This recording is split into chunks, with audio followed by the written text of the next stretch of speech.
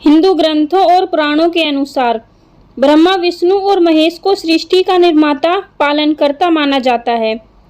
लेकिन आपके मन में कई बार ये सवाल भी आता होगा कि विष्णु और शिव भगवान के तो दुनिया भर में कई मंदिर हैं और लोग इनकी घर में भी स्थापना करते हैं और पूजा करते हैं, लेकिन ब्रह्मा जी की पूजा कभी क्यों नहीं की जाती और उनका पूरे विश्व में सिर्फ एक ही मंदिर है जो पुष्कर में है। इसका एक प्रसंग सरस्वती और ब्रह्मा जी के विवाह से जुड़ा है। इस प्रसंग का उल्लेख सरस्वती पुराण में किया गया है। सरस्वती का अर्थ होता है बहाव। वह बहाव केवल पानी का नहीं बल्कि विद्या और कला का भी है। यही वजह है कि इन्हें विद्या और कला की देवी कहा जाता है। सरस्वती के द्वारा विज्ञान, संगीत और कविताओं की रचना की गई है। इन्हें पवित्रता और उर्वरकता की देवी भी कहा जाता है। हिंदू धर्म से जुड़े पौराणिक इतिहास पर नजर डालें तो इसमें ऐसी बहुत सी कहानियां सुनने को मिल जाएंगी जिससे अभी तक काफी लोग वाकिफ नहीं हैं। विस्तृत इतिहास होने की वजह से कुछ घटनाएं छूट जाती हैं तो कुछ को नजरअंदाज कर दिया जाता है। इन्हीं कहानियों में से एक है सृष्टि के रचयिता ब्रह्मा का अपनी बेटी के साथ विवाह करने की घटना। यह बात तो हम सभी जानते हैं कि त्रिवेद के हाथों में ही इस सृष्टि की बागडोर है। ब्रह्मा के पास सृष्टि की रचना का दायित्व है तो विष्णु के पास संरक्षण का। वहीं देवों के देव महादेव कहे जाने वाले शिव को विनाश का जिम्मा सौंपा गया है। इसी विनाश के बाद फिर से शुरू होता है सृजन का चक्र। सरस्वती पुराण के अनुसार सृष्टि की रचना करते समय ब्रह्मा ने सीधे अपने वीर्य से सरस्वती को जन्म दिया था। इसलिए ऐसा कहा जाता है कि सरस्वती की कोई मां नहीं बल्कि केवल एक पिता ही थे, वो थे ब्रह्मा जी। सरस्वती को विद्या की देवी भी कहा जाता है, लेकिन विद्या की यह देवी बहुत खूबसूरत और आकर्षक थी। इतनी खूबसूरत और आकर्षक थी कि स्वयं ब्रह्मा जी भी सरस्वती के आकर्षण से खुद को रोक नहीं पाए और उन्हें अपनी अर्धांगिनी बनाने का विचार करने लगे।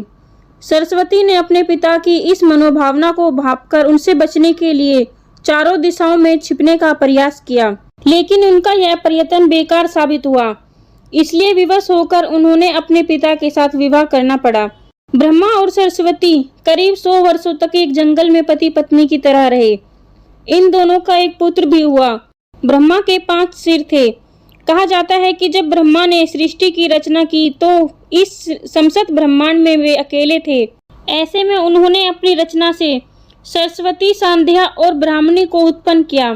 ब्रह्मा अपनी ही बनाई हुई रचना सरस्वती के प्रति आकर्षित होने लगे और लगातार उन पर अपनी दृष्टि डालते रहे।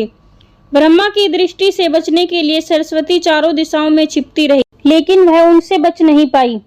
इसलिए सरस्वती आकाश में जाकर छुप गई, लेकिन ब्रह्मा जी के 5वें सिर ने उन्हें आकाश में भी खोज निकाला और उनसे सृष्टि की रचना में सहयोग करने का निवेदन किया। सरस्वती के विवाह के पश्चात सबसे पहले मनु का जन्म हुआ। ब्रह्मा और सरस्वती की इस संतान मनु को पृथ्वी का सबसे पहले जन्म लेने वाला मानव कहा जाता है।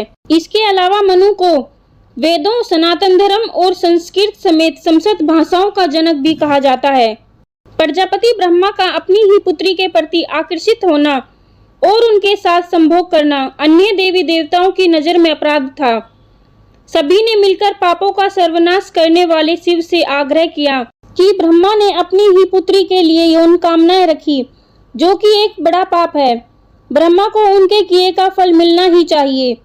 क्रोध में आकर शिव ने उनके 5वें सिर को उनके धड़ से अलग कर दिया था। शिव पुराण के अनुसार ब्रह्मा के सर्वप्रथम 5 सिर थे, लेकिन जब अपने 5वें मुख से उन्होंने सरस्वती, जो कि उनकी पुत्री थी, उनके साथ संभोग करने के लिए कहा तो क्रोधवश सरस्वती ने उनसे कहा कि तुम्हारा यह मुख हमेशा अपवित्र बातें ही करता है, जिसकी वजह से आप भी विपरीत ही सोचते हैं।